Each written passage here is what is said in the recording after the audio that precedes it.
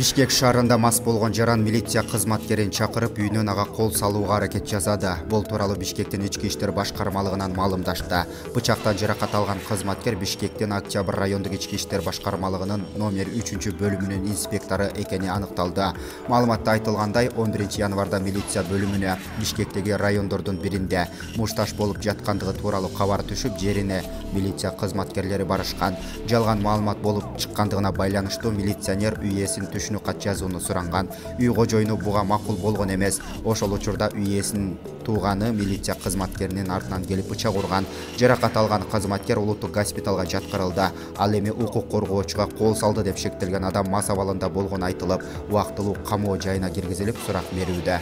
Булак барометр чекит KG.